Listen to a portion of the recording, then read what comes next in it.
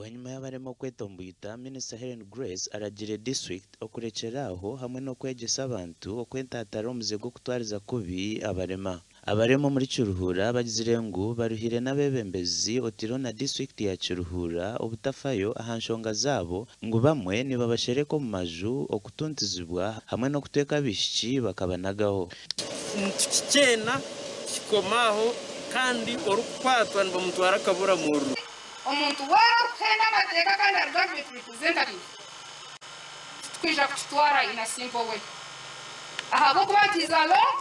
It was passed in 2006, amended 2020. You should be aware of that law. The ignorance of the law is no defense.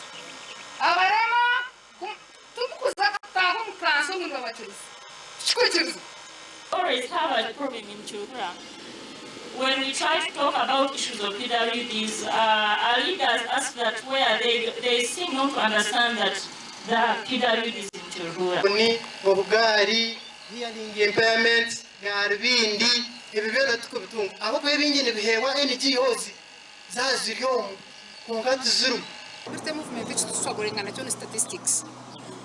Hatomu nkabana twareberizo nyina yatamukirize ngo amuto mugonga murete torumurebi umuntu watosha bwanyuma ya chairman wa district okureba umuhendo gw'abarema ayikirize ngu Kiruhura abiratari kumanya ngu ayino mubaro guru kwingana guti ntabwecyo nibaja gukora hanshonga yabo Kiruhura district twagitwara mu first district abo kugira ngo president Rwarkorga abo kugira ngo president Rwarkorga bamanye ngo nkabari berizo batwara kumanya kugira ngo kuno yatugireyo amashomero g'abana babarema kandi tugireyo n'amarwaro g'abana babarema ababari batugabo bareba bayine mitego eremeire Kazarwa ryatari umurema tinyine mu mugono gundi ukora estimate n'abantu bakushika barenga no mu mutwaro.